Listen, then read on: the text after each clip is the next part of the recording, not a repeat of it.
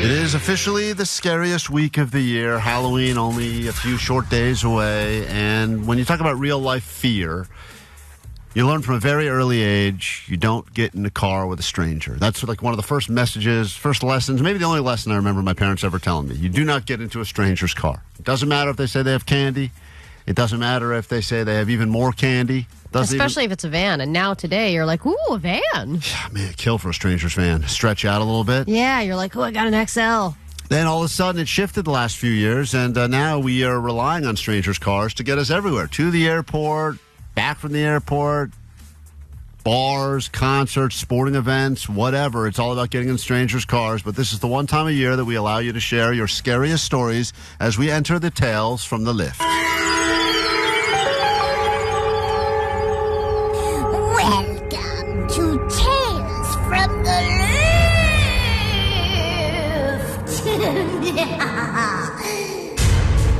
Passengers, drivers, it's your opportunity to share with us your absolute scariest real-life ride-share stories. This is something that I think we all have accepted, but still there is a little bit of fear that gets into it. And we say hello to Jim on KROQ. Good morning, Jim. We'll start with you, make our way up and down these phones. One of these people will be rewarded handsomely with tickets to see someone at the Hollywood Bowl. Who, Vanessa? We don't know, right? Ricky Gervais. That's the guy. Jim, tell us your tales from the Lyft, please. Hey, good morning, Klein and Allie. Yeah, my wife and I got in a Lyft downtown. We were down there drinking, partying, and the driver was just super high. Well, that's standard. Yeah, all right. Where's it Then get what? scary? Yeah. Well, we just wanted to get out because he could barely even put the thing in drive when we started. We lasted about a block and we got out at the next light. You know, I will say not that the guy I had was not high, but he was like 100. Oh, yeah, that's pretty scary. Oh, my God. I've never been so scared when I was driving. He stopped in the middle of an intersection and was like, where am I? And I was like, oh, my God, get me out of here. Let's say hi to... This is how I go. Brian, welcome to Tales from the Lyft. Your opportunity to share with us your scariest ride-share stories as passenger and or driver. Go ahead. You're up. Hey, guys. Yeah. So I was a driver in Costa Mesa. I want to say it was Halloween night about 4 or 5 years ago. And I pulled into this club parking lot and tons of people around, kind of, was waving my phone around. Somebody came up, how they can see what kind of car you're driving and your license plate. They get in the vehicle, we start driving, and within the first 2 minutes, my phone rings like 5 times. And I'm like, what is going on? I look back at passenger saying, hey, I'm sorry, I got to pull over and figure out what this is. I answer the phone call, and the guy's like, hey, man, why are you driving away? Where are you going? I'm like, what are you talking about? He's like, you're driving away from me, and you started my ride. What do you think you're doing?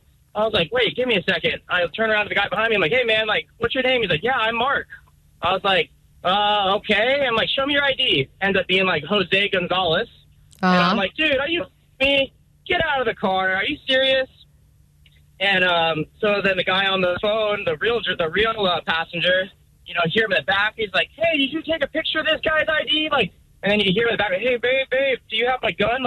I swear to God, I want to find this guy. Oh, no. See, this is one of the biggest fear stories ever is that your ride has begun and you realize either the passenger you think you have is not the right person or the car you're in is not an Uber or Lyft at all. Yeah. That's always kind of, and you know how it is. It's such chaos when you're trying to get into one at the airport or leaving a venue or a concert. Oh, and that you're just happy. Anyone that's just even doors unlocked and let you just get in it. I've seen you offer just cash to a random person who's not even an Uber, just saying, hey, get me to this place and I'll give you money. Sometimes that person could be crazy. Just take me 3 miles from here and drop me off. I don't even care. I got to get out of this. It's complete pandemonium. 661 said, as a passenger, our Uber's tire exploded on the freeway and he proceeded to drive and pick up another rider because he wanted to get his Uber bonus and he was one ride away. That's so funny.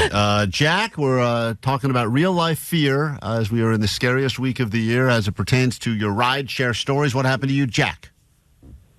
So I was a passenger. I was having a medical emergency in Kenya, and I needed to go to the hospital, and the driver just started going the complete opposite direction of where I needed to go, and he would not change directions, and he just kept going for 30 minutes. What was the opposite medical way. emergency? So I had appendicitis. Oh. And, so I got surgery in Kenya, and then a couple days after the surgery, just started feeling really weird, and so I had to go back to the hospital. And when you're telling the driver, I need the hospital, you're going the wrong way, is he responding or just going stone-faced and continuing to drive the wrong way? No, he was responding. He was, oh, no, trust me, I know a shortcut. Oh, yeah, and I I'm love those hunched drivers. over. I love those drivers, by the way. That's claim that they, and I got every app open on my phone going, that is not the case. I'm looking at it right now. And actually took an Uber here yesterday, and I think that there is some kind of a secret app that will say, what is the most roundabout way I can get to a place? Because I have never seen a person take this way to my work before in my life. And I'm looking at Google Maps, and it's seemingly taking her this way. I have never seen that before. Alex, real life fear stories, tales from the Lyft. You were in the back of a rideshare or potentially the driver, and things went south. What happened? I got in a shared Lyft, and the other passengers were a couple who started having the loudest, most intense argument I've ever heard. I'm pretty sure they broke up right then and there. Oh, man. In an Uber pool? So you're in the back seat with a couple, they're fighting, and you're just the third just sitting there? Yep, and it was like a 40-minute ride. That is a real tales from the Lyft. David on KROQ, good morning. Hey, good morning, Sweet Dibs. Sweet Dibs, what happened to you? So I'm a driver, and one time I pulled up to this neighborhood. It was kind of dark. I usually have a tendency to keep my car doors locked until I see somebody approaching, but I was just on my phone, distracted, and then the doors just suddenly open, and it's this girl, and I was like, hey, are you so-and-so? And then she's like, yeah, just drive. So she wanted me to pull off, and I'm trying to confirm the address and whatnot, where we're going, and then she's like, no, just drive. And I was like, yo, what's going on? And she's like, my man just caught me with my side dude. Oh! And I was like, what the hell? So you were I'm driving down the street, and I can see the headlights behind us, and we're I'm just flooring it. She's like, don't stop, just. Oh, you're getting chased. You're getting chased by her I'm man. the driver. Oh, brutal. Whoa. Yeah, that's so interesting. Then she's like, are you effing him too? And you're like, no, I'm just the driver. So you go from being just the regular rideshare driver to now the escape driver, unexpectedly. And then It's a once totally you commit different to shift. that, don't you kind of have to commit? Kind of. Well, you're not going to stop and pull over and let her out. I was in the back one time, and the guy kept doing this thing where he was inching into a crosswalk with people, and people were getting really annoyed.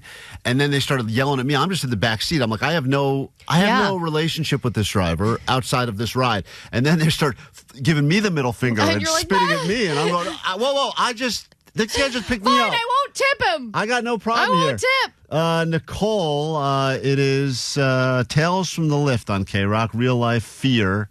Rideshare stories. What's up? Hey, guys. First-time caller, long-time listener. Thank you. Yeah, I was driving the night of the shooting in Las Vegas. Oh, my God. I was driving as it was happening. I was hearing the bullets ricocheting off my car. Whoa. And it was fireworks. It was crazy. And I helped about 25 people get to safety in the emergency hero. room. Good for you, Nicole. Thank you for that. That's real fear right there. Absolutely. Do you just turn the app off at that point and help everybody get to where they need to go? So that would have been absolute pandemonium. Jesus. Andrew, Wow. we'll give you the final word. We got to wrap this up. What's up, Andrew?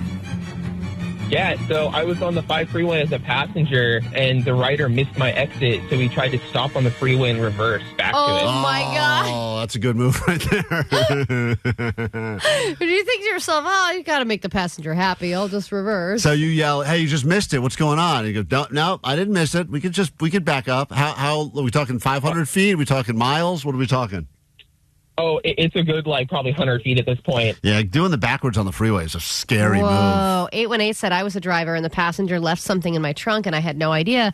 Later, I was pulled over for a fix-it ticket. They asked what was in my trunk. I had no idea they could do that. So I opened it and the passenger had left thousands of dollars worth of illegal fireworks in my car. You need those and I had to explain what happened and say it was a passenger and not me. You're going to need those for World Series celebrations. Hey, Casey, we give you the actual final word. Go ahead on KROQ. Good morning. Hey, good morning. What happened to you? So, my family, we're heading out to the airport to go to Hawaii. I have 2 little kids with me. We get into the lift. First, it's filthy. It's the grossest lift I've been in. But, we got to get to the airport. So we get in, and my daughter and I get in the back seat. I look over. There's a half-empty bottle of tequila sitting next to me. And then I look over at my daughter. She's getting ready to sit down, and there's some dried white fluid on the seat. So I grab her, flip her to the other side of the seat. Oh, my God. That's a totally different. It's funny how fear can take so many different lanes Totally. here. It's the backing up on the freeway to the random fluid in the back seat. But that's the beautiful thing about... Welcome to Tales from the Lyft.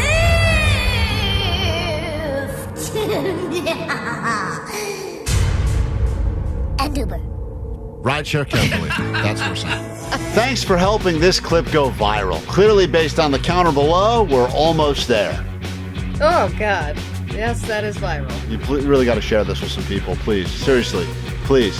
We don't want to get real jobs. Don't make us beg, but that's what we're already doing. Yeah.